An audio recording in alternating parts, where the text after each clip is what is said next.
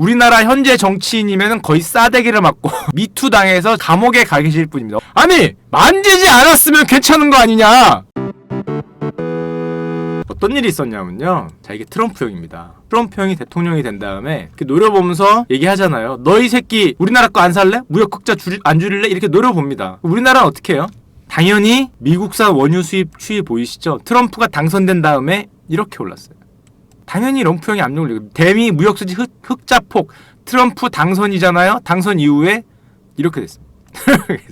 반토막 났죠. 트럼프 2017년 1월 초에 취임했으니까 사실상 이 정도에 취임했다고 봐야 되는데 반토막 났잖아요. 이 압박이 있기 때문에 원유도 거의 반강제적으로 이제 알아서 기는 거죠. 알아서 기어줘야 되는데 자꾸 미국은 그럴 수 있어. 왜냐? 미국은 최종적으로 사주는 국가잖아요. 이게 국력이 세고 뭐 나라의 전투력이 세고 군인들 힘이 세고 그래서가 아니라 사주는 나라잖아. 돈을 쓰는 나라란 말이야. 우리는 파는 쪽이고 당연히 돈을 써주는 쪽이 마케팅 파워가 있을 수밖에 없어요. 우리는 수출을 하는 쪽이니까 이쪽은 사주는 쪽이고 그러니까 고객들이 힘을 세게 얘기하는 게 최종 소비자이기 때문에 그럴 수밖에 없는데 자 근데 이것까지 이해를 했어. 근데 신문 기사를 보니까 아니 뭐가 뛰면 모두 뛴다고 일본의 아소다로라는 사람이 있습니다. 보이시면 알겠지만 13선이에요. 거의 40년을 국회의원을 한 사람이 있어요. 들어보셨는지 모르겠는데 아소다로입니다.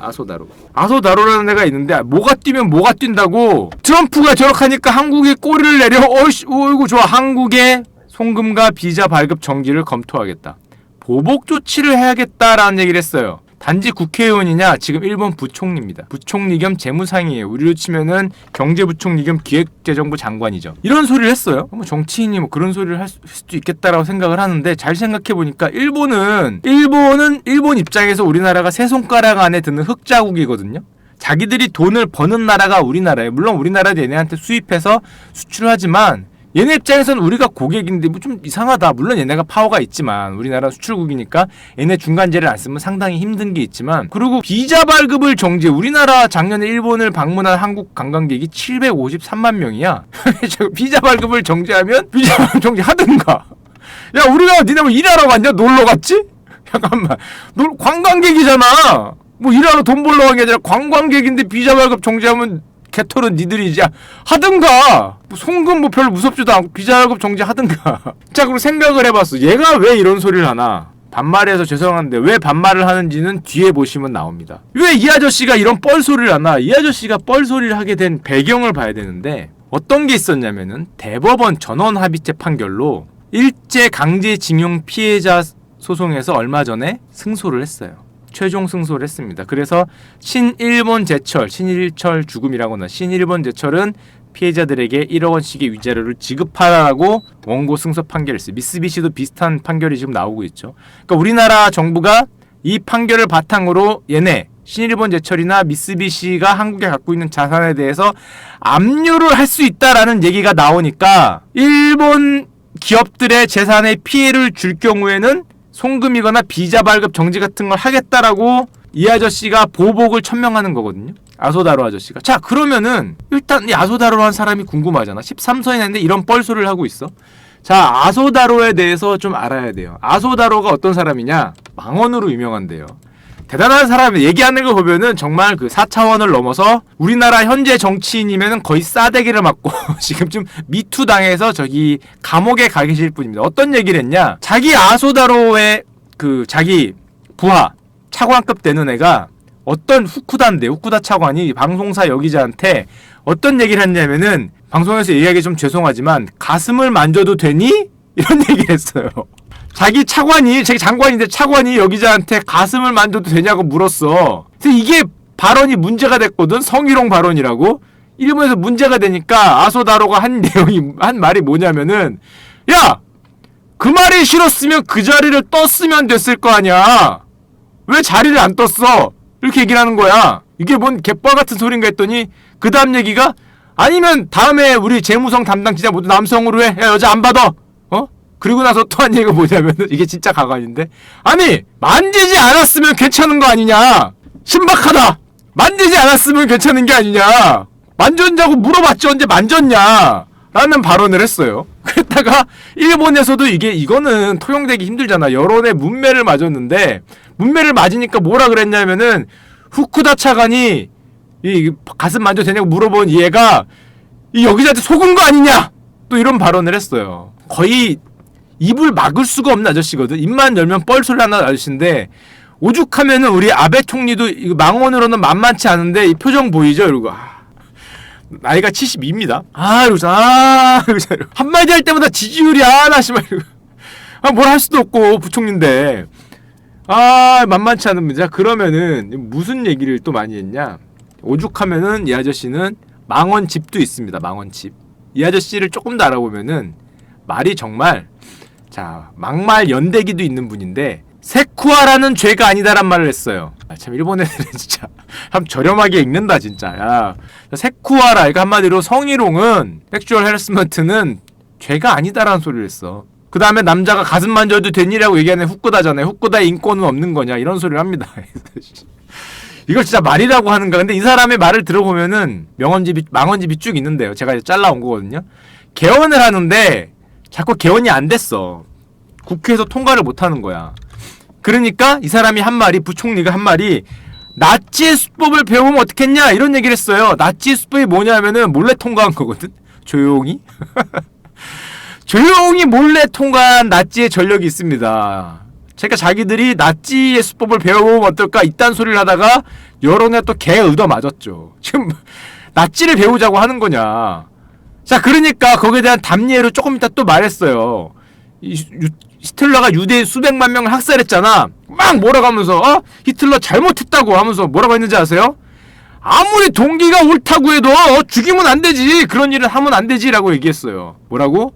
동기가 옳다고 해도 유태인을 죽인 동기가 옳다 그래도 죽이면 안 됐다. 왜 이렇게 얘기했어요? 동기가 아무리 옳다 그래도 죽이면 안 됐다. 저 패기만 해야지라는 소린가? 동기는 괜찮다는 거죠. 이런 뻘소리를 하고 창치개명은 조선인들이 이름을 이런 건 그냥 망언에도 안 들지. 또 저출산 고령화에 대해서 노인이 나쁜 게 아니다. 누가 나쁘다? 아이를 낳지 않는 니들이 나쁜 놈이다. 니들이 우리가 뜯어먹은 게 아니라 아이를 낳친 니들이 문제다라고 얘기를 하고, 또 가장 웃긴 것 중에 하나가 마지막 줄에 있는 건데 90세인데 노후가 걱정되는 사람이 TV에 나왔다. 아니 저 언제까지 살려고 저런 아이고 늙으면 죽어야지 이런 생각을 하면서 봤다는 건데 자기 나이는 76세였습니다. 참 90세인데도 저러고 나오는데 아이고 늙으면 죽어 이런 생각을 하는데 지는? 자기는 76세였어. 노인을 욕하는 이런 말을 하는 사람인데 그냥 단순하게 망언을 하는 사람이냐? 이 사람이 어떤 사람이냐면요. 배경을 좀 알아야 되는데 후쿠오카의 재벌 아소그룹의 장남입니다. 아소그룹은 조금 이따 말씀드릴게요. 메이지신을 주도한 오쿠보 도시마치, 얘가 일본의 총리거든요. 고손자입니다. 샌프란시스코 강화지역과 미일 안보지역을 체결한 요시다 시게루, 아주 유명하죠. 일본 전 총리의 외손자예요. 그러니까 양쪽으로 총리가 2명이 있어요. 게다가 자기는 재벌의 후계자급 되는 겁니다. 자기도 부총리죠. 40년을 정치에 있었고. 그러니까 거의 일본의 골든 그 라인을 타고 왔다고 보시면 돼요. 귀족 중에 귀족에 이렇기 때문에 사실상 상대방이 어떻게 느낄다라는 거를 아예 생각을 안 하는 거죠. 결여되어 있다라고 표현을 하는데 아소그룹이 어떤 그룹이냐? 이게 중요합니다. 아래에 있는 게 아소그룹의 문장이에요. 이 아소그룹의 지금 본가에 있는 문장인데 이런 문장인데 보시면 알겠지만 탄광업을 기반으로 하는 138년간 운영해온 족벌 기업으로 종업원 수가 6,000명, 매출액이 1조 4천억, 재벌급 기업 집단입니다. 여기에 장남이에요. 자기는 부총리이기 때문에 동생인 아소 유타카가 사장을 하고 있어요. 자, 그러면은 아소그룹을 왜 얘기했냐? 얘가 죄송합니다. 이 아소다루라는 양반이 우리나라 강제 노동 때문에 보복을 하겠다라는 말을 하면은 안 되는 사람이에요. 왜 안 되는 사람이냐? 양심을 털이 난 사람인데 아소그룹이 했다는 탄광업이 어디 있냐면은 대표적으로 조선인들을 강제로 끌고 갔다는 아소탄광이라는 데가 있는데요. 얘네 거의 한 손 꼽히는 3군데를 꼽아라 그러면은 조선인들이 강제 노역을 하는데 거의 들어갈 법한 곳입니다. 무려 11만 3천 명을 지금 강제 노동을 시켰고요. 8개 탄광이 밀집된 지역이라고 하는데 여기가 어디냐? 후쿠오카죠. 남쪽. 여기 탄광들 쭉 보이죠? 이 탄광들에 전부 다 조선인들이 강제 노역을 했다는 바로 그런 곳이에요. 이거 되게 비극적인 곳이 많은데 이 갱내에서 화재가 발생했는데 이렇게 읽으셔야 됩니다. 이렇게 갱내에서 화재가 발생이 됐는데 화재가 확대되는 걸 우려해 입구를 봉쇄해버렸다. 불이 안에서 타니까 화재가 커질 수 있다는 이유로 입구를 갱목으로 막고 발라버려서 안에 있는 조선인 광부들이 싹 다 25명이 죽었다. 선녀라는 게 이제 그 조선인들 비하하는 표현인데 이런 곳이거든요. 오죽했으면은 이런 표현들 가장 잔인하고 가장 극악했다고 얘기를 하는 아소탄강입니다. 11만 3천 명 후쿠오카에 있는 이게 얘네가 족벌 기업이 이 짓을 했는데 이거에 대해서는 이런 방구를 안 하고 있어요. 그러면서 자기 미쓰비시하고 아까 신일본 제철 그게 나왔다니까 한국에 보복을 하겠다는 사람이잖아요. 이게 인간으로서 참고로 이 분들이 계시는 거기를 보면요. 자료를 조금 더 갖고 왔는데 11만 3천 명 중에 아소 탄광에 들어간 사람이 요 탄광 하나에 들어간 사람이 한 8천 명 되는데 탈주가 4,900명으로 찍혀 있는데 3,000명만 있고 사실은 요 안에서 행방불명이 많았다 그럽니다. 다시 잡혀 들어간 게 600명, 공식 사망이 56명. 이 탈주라는 거에서 죽은 사람이 많았기 때문에 왜 그런 게 많냐? 여기서 불과 몇 년 전에 500구 정도의 시체가 발견이 됐어요. 시체가 아니라 해골이. 얘들이 다 화장을 해서 여기다 한 번에 묻어버렸습니다. 누군지 하지도 않았다는 거죠. 누군지 조사하지도 않고 이게 그거예요. 지금 유골 화장해서 묻은데. 아소다로는 사고가 전혀 없다. 조선인 강제 연행 사실 자체를 부인하고 있죠. 이런 사람이 지금 일본의 부총리인 겁니다. 우리나라하고 대화가 될 수가 없어요. 지금 일본의 현직 부총리예요. 부총리. 40년을 정치 활동을 하고 있어요. 자, 그러면은 지금 이 아소 탄광이 어떻게 됐냐 지금은. 아소다로 전 총리가 이사장으로 있는 골프장이 됐어요. 자기 골프장을 만들었어요. 그 장인도 전 총리인데요. 스즈키 전 총리 글씨라는 거고 자기 골프장을 만들었어요. 그 조선인들이 죽었다는 탄광에다 지금 골프장이 됐어요. 그리고 자기들 이렇게 정치인들 들어 골프 치겠죠. 이런 사람이 지금 일본의 부총리를 하고 있는 겁니다. 부총리를. 대화가 될 수가 없죠. 대화가 될 수가 없어요. 아까 전에 그 신일본 제철 이렇게 나왔잖아요. 일본이 강제 노역을 했다고 얘기하는 곳 중에 아까 신일본 제철 미쓰비시 이런 게 나왔는데 여기 보시면 나가사키 조선소라고 있습니다. 요쪽이 아소 탄광이 있던 데고요. 그 아래 나가사키 조선소라고 있는데 여기가 대표적인 미쓰비시가 조선인들 끌고 와서 배를 만들었던 일본이 자랑하는 유명한 배들 있잖아요. 야마토가 아니라 미사시인가? 큰 배들 그런 배들도 여기서 만들었어요. 최악의 환경에서 나가사키 조선소인데 최악의 환경에서 배를 만들었다고 합니다. 무사시도 여기서 만들었다고 얘기를 해요. 이런 최악의 환경에서 배를 만들어서 조선인들의 비명소리가 끊이지 않았다라고 얘기를 한다고 합니다. 여기서 그렇게 다들 도망치려고 힘겨운 삶을 했다는 게 미쓰비시가 지금 이번에 패소한 여기에 징용된 거예요. 그 다음에 지금 여기엔 안 나왔지만 저 위에 후쿠오카 있죠. 우리나라 그 오겐키 데스까 하는데 거기에서 또 이런 징용 사태가 있었는데 거기가 신일본 제철입니다. 후쿠오카 쪽에 있는데 자 그런데 잘 보시면 나가사키 조선소에서 조금만 더 가면은 다카시마 탄광이라는 데가 있어요. 그 옆에 보면은 하시마 탄광이라는 데가 있습니다. 여기가 어딘지 아세요? 다카시마 탄광과 하시마 탄광이 이 아소 탄광하고 더불어서 일본에서 가장 극악한 강제 노동 시설로 뽑히는 데인데요. 아시는 분 계시네요. 여기 하시마 탄광이 영화 구남도의 배경이 됐던 탄광입니다. 구남도 보신 분들 있죠? 그 섬은 이렇게 생겼잖아요. 많이 보셨잖아요. 이거 무한도전에도 나왔고 이렇게 생겼는데 한 번 들어가면은 살아서 못 나온다고. 구남도 영화 욕 엄청 먹었죠. 그냥 비교적 그냥 타임킬링용으로는 재미있게 봤는데 이게 왜 욕을 먹은 이유가 일단 구남도 안에서 한국인과 한국인이 대립한다는 설정, 그렇죠? 서로 싸우면서 대립한다는 설정과 생각보다 구남도 안의 삶이 사과도 먹고 과일도 먹고 생각보다 괜찮게 살았다. 일본에 의해서 우리가 힘겨운 삶을 사는 모습을 잘 표현을 안 하고 액션물로 만들었다가 구남도 사실 액션물로만 보면은 역사의식을 배제하고 보면은 그냥 타임킬링용 영화인데 문제는 역사의식을 너무 배제했죠. 우리나라 사람으로서 이게 구남도라는 데는 역사의식을 배제하고 볼 수가 없는 곳인데 그 의식 자체를 배신하고 지워버리고 액션 스릴러물로 흘러갑니다. 액션 스릴러물로.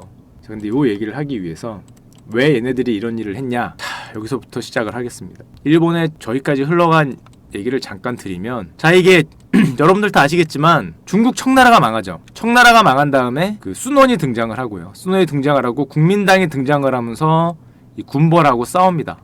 장제스가 여기 있죠. 북벌을 해요. 지금 녹색인 군벌들을 밀어요. 군벌들을 쫙 미는데 이 틈을 이용해서 일본이 이쪽으로 2번 쳐들어옵니다. 지금은 국공내전이 아니라 이제 군벌을 미는 때죠.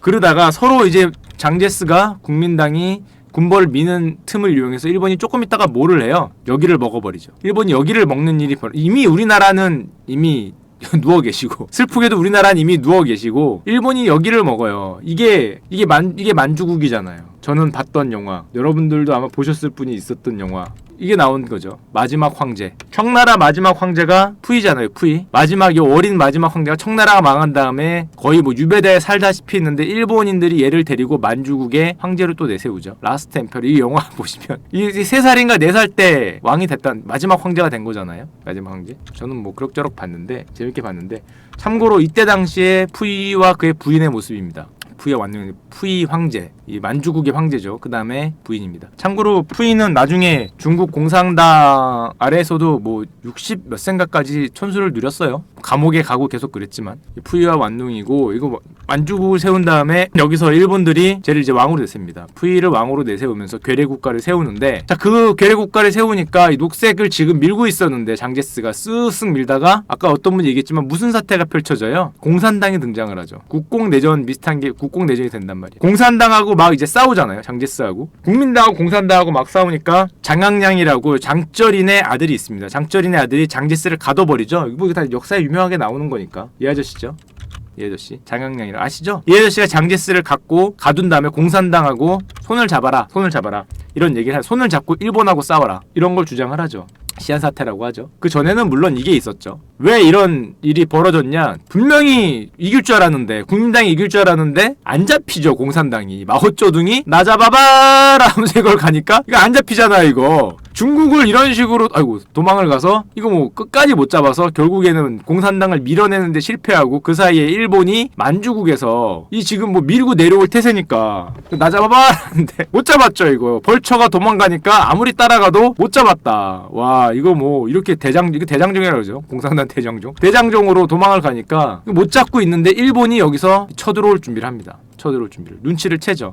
그러니까 저 장항량이라는 사람이 야, 공산당하고 그만 싸우고 우리끼리 힘을 합쳐서 일본하고 맞서 싸우자 라면서 시한사태를 일으키죠. 장제스를 가둔단 말이야. 가둬갖고 오케이를 받은 다음에 일본이 여기 쳐들어올 때 싸웁니다. 어떻게 됐어요? 일본이 조금 이따 쳐들어오는데, 뭐 역사는 뭐 다 아시죠. 일본이 쳐들어오는데 당연히 중국이 발렸죠. 이렇게 쭉쭉 밀려요. 그 중간에 난징이 있죠. 지금도 중국인들이 일본을 그렇게 우리나라 못지않게 싫어하는 큰 이유 중에 하나인 난징 학살이 여기서 이제 발생되죠. 난징 학살은 워낙 유명하니까, 난징 대학살은 사진 그림 하나만 보여드릴게요. 그림 하나만. 그건 워낙 유명해서 뭐 제가 얘기할 것도 없고요. 매장에만 2달이 걸렸다. 뭐 30만이라는 사람도 있고 20만이라는 사람도 있고, 뭐 강간당한 숫자가 뭐 수십만에 뭐 하여튼 뭐 어마어마하죠. 30만이라는 서울도 있고, 매장하는 데만 2달이 걸렸다 그럽니다. 이게 난징 사태가 이때 발생을 하고 쭉쭉 미는데, 워낙에 학살하면서 중국을 여기까지 미니까 중국이 거의 뭐 멸망당할, 중국 나라가 없어질 위기에 처하죠. 근데 일본이 이렇게 밀 때 미국이나 영국 이런 서방에서 이렇게 보니까 얘들이 너무 이걸 밀고 있거든, 학살을 하면서. 그러니까 미국이 압력을 가합니다. 너 물자 끊어버린다, 너 하지 마라, 이런 식으로 압력을 가하니까 일본이 무슨 행동을 해요? 일본이 뇌에 이상이 오죠. 뇌에 이상을 일으킵니다. 뇌에 이상을 일으키고 갑자기 계산을 희한하게 해요. 내가 쟤네를 치면 이길 수 있지 않을까? 이런 뻘 생각을 합니다. 그래서 뇌에 이상을 일으키고 갑자기 진주만을 공격합니다. 중국을 밀다 말고. 아씨 몰라 이 새끼들아.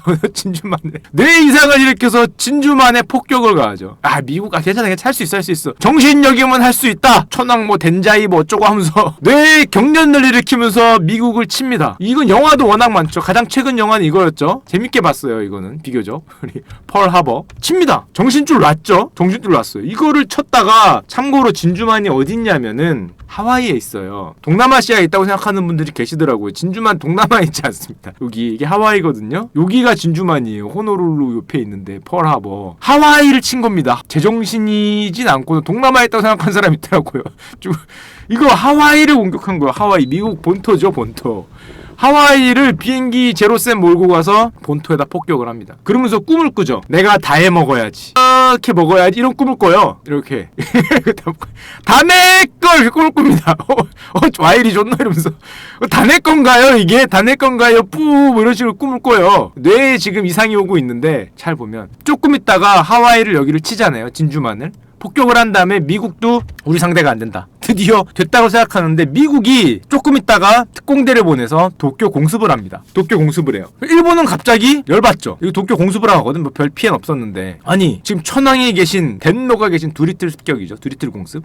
천황에 계신 도쿄를 공습해 이 새끼들 안 되겠다. 무슨 생각을 하냐. 얘네들이 자꾸 와서 공습을 하니까 거리를 뒤로 물려야겠다. 우리 땅이 이 정도로는 안 되는 것 같아. 어디까지 가야 된다? 한 이 정도까지는 밀어놔야.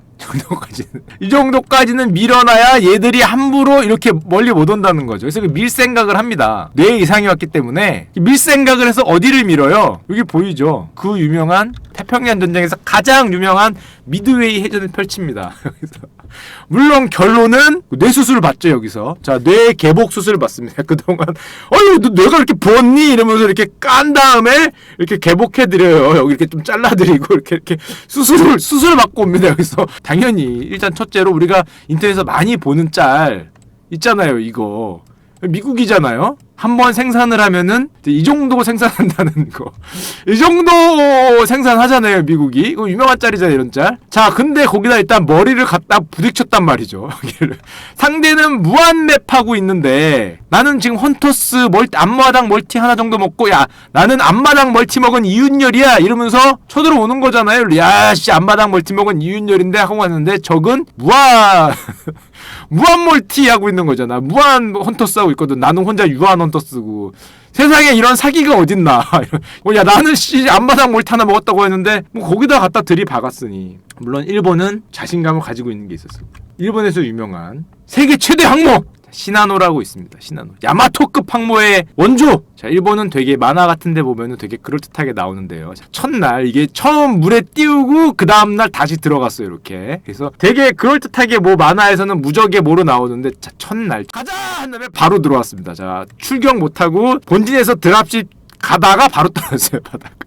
자 바다가 떨어졌기 때문에 뭐 이렇게 대단한지 모르겠는데 하여튼 일본이 좋아하는 이거. 그 다음에 두 번째 일본이 좋아하는 일본이 좋아하는 거 있어요 또. 야마토급 전함 2번 우리 뭐 미야모토 무사시의 이름을 딴 전함 무사시. 자 무사시 어떻게 됐냐면은 자 최근에 무사시 근황 나왔습니다. 우리 폴 알렌 형님이 그 MS 창업자 중에 한 분이시죠. 재산이 한 40조 되는 분인데요. 심심해서 이렇게 바다에 가라앉은 배들 찾아다니는 게 취미생활인데 얼마 전에 찾았습니다. 자 바닷속에서 무사시를 찾았다. 어우 야 1000m 아래에 있더라. 일본한테 보여줬어요. 이 This is 무사시, This is 호텔 오브 더 피쉬 보여줬어요. 무사시 별거 못하고 취미생활 무사시 발견해 드렸습니다. 물론 무사시도 한 거 없이 그냥 가셨어요. 자, 그 다음에 세 번째 일본이 자랑하던 배가 있었어요. 이 자식은 미드웨이 해전에도 참가를 했어요. 자, 일본이 자랑하던 세 번째 배 야마토입니다. 야마토인데 그 미드웨이 해전에 참여했다가 역시 별거 못하고 여기서 뇌수술 나가십니다. 일본이 자랑하던 3대의 뭐 전함이건 뭐건 그냥 다 골로 가시고요. 아까도 말씀드렸지만은 일본이 이 해전을 일으킨 이유는 자기들 자꾸 공습하니까 이거를 일로 밀겠다. 전선을 일로. 이런 꿈을 꿨다가 여기서 개 박살이 나죠. 자 이때부터 사실은 일본이 패망으로 가는데 결론적으로 어떻게 돼요? 태평양 전쟁의 끝은 일본이 뇌수술을 받다 못해서 전신마취 들어가죠. 전신마취 들어간 다음에 거의 뇌를 교체해 주시죠. 교체해 줍니다.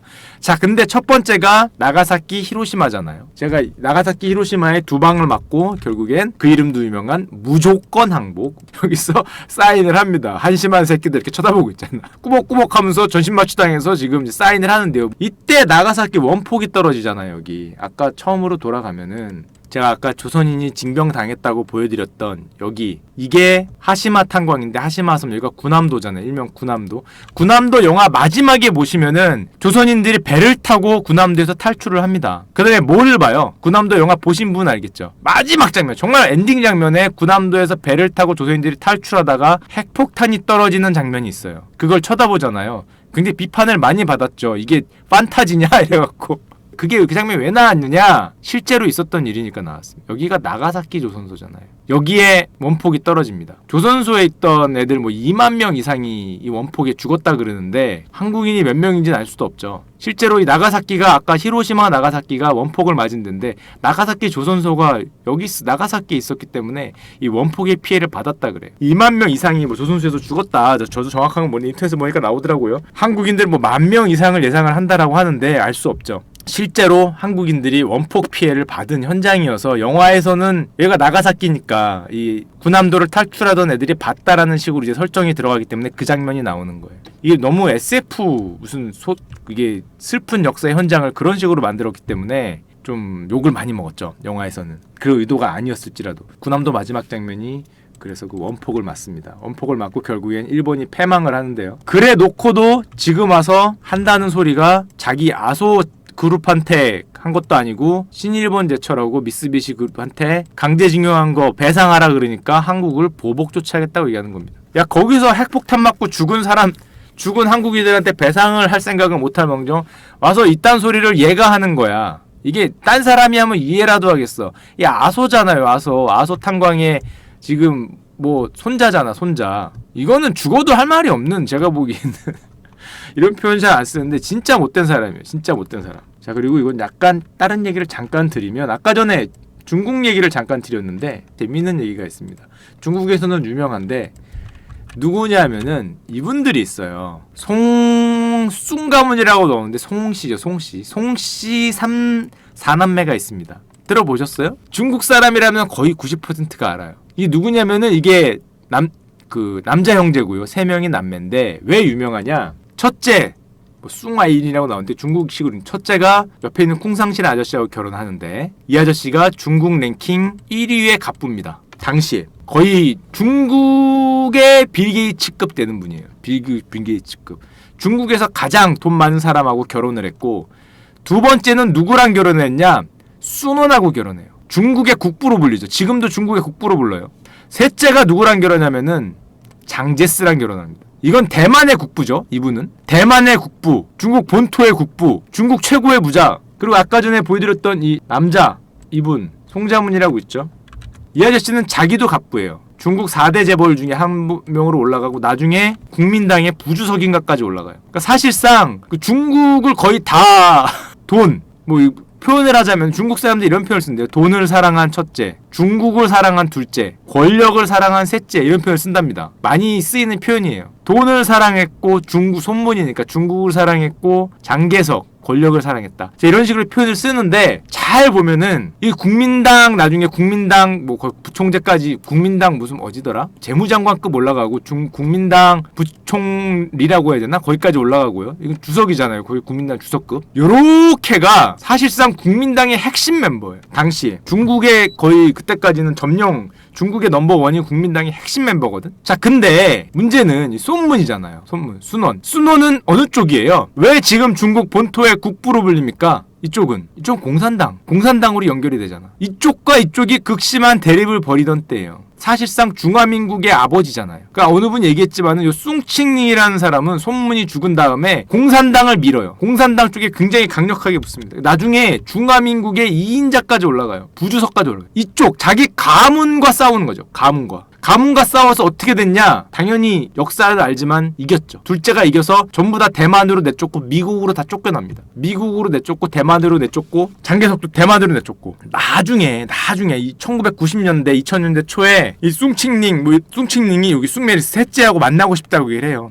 죽기 전에 끝까지 안 만나줍니다. 자기 가문을 내친 거랑 똑같잖아요. 자기 가문을. 셋째가 둘째를 끝까지 안 만나줘요. 둘째가 만나고 싶다 그랬는데. 참고로 이 송경영, 그러니까 둘째가 모택동을 밀어요. 자기 남편의 뜻을 이어가야 된다 그래서 공산당 모택동을 밀습니다. 모택동을 밀고 공산당을 밀어서 이 송자매, 우리가 보기엔 이 송자매 가문이 결국 공산당파와 국민당파로 나뉘어서 현재 중국이 되겠죠. 그러다 보니까 되게 얘기가 많아요. 이쪽은 대만의 아버지, 중국의 아버지 거죠.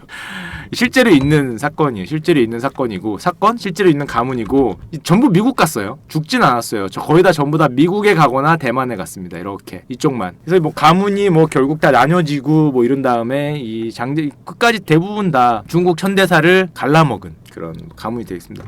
우리나라 사람들은 잘 모르지만은 되게 좀 유명해요. 다 미국 가고 대만 가고 합니다. 이거 얼마 전까지 살아 계셨어. 2000년대 초까지 거의 100세 근처에까지 그 살아 있었고, 얼마 전까지 한 10년 전에 신문에 이거 만나고 싶다 그랬는데 지금 가문을 배신하면서 나를 만나려고 그랬냐고 이렇게 차버렸죠. 자, 이거는 이제 부가적인 얘기고요. 이런 순간에 가문이 있었다. 돈을 사랑한 여자, 중국을 사랑한 여자, 권력을 사랑한 여자라는 표현이 있습니다. 그리고 뭐 마지막으로 진짜 해주고 싶은 말은 이 아저씨 좀 양심이 있어라. 양심이 하다못해 잘못했다는 말을 하기 싫으면 조용히라도 있어야지. 그 뚫린 입이라고 그 강제 노동된 징용된 사람 보상금 그 1억 준다는 거 같고 보복 조치를 하겠다는 거는 네가 할 말은 아닌 것 같다라는 얘기를 좀 해주고 싶고요. 마지막으로는 일본이 뇌 이상을 일으켜서 여기를 쳤다가 뇌수술을 받게 되는 영화 펄하버. 그냥 저냥 재밌어요. 그냥 저냥. 참고로 저 사람이 일본 부총리의 40년간 국회의원을 하고 있고 지금 기획재정부 장관과 경제부총리입니다. 일본의 2인자예요. 2인자. 일본의 2인자. 강제징용한 아소그룹의 후계자가 일본의 2인자이기 때문에 지금 뭔가 내기를 하기 쉽지 않겠죠. 일본과. 일본하고 사이가 안 좋아질 수밖에 없어요. 저 사람이 그냥 국회의원도 아니고 사실상 일본의 2인자이기 때문에 저런 뻘소리를 하고 있음에도 참 쉽지 않다. 일본은 우리가 일본한테 뭐 잘하고 못하고를 떠나서 우리나라하고 뭐 한일 관계를 풀려면은 상식적으로 저런 일을 한 사람을 저기다 올려놓고 대화를 하자 그러면 뭐 어떻게 대화를 하자는 건가? 어떻게 뭐 그런 생각을 합니다. 개인적으로는. 하여튼 뭐 재밌게 보시고요. 펄하고 야씨 오늘 너무 길었다. 뭐 이것저것 많이 띵겼는데 할 수 없었어. 얘들아. 좋은 시간 되세요. 안녕.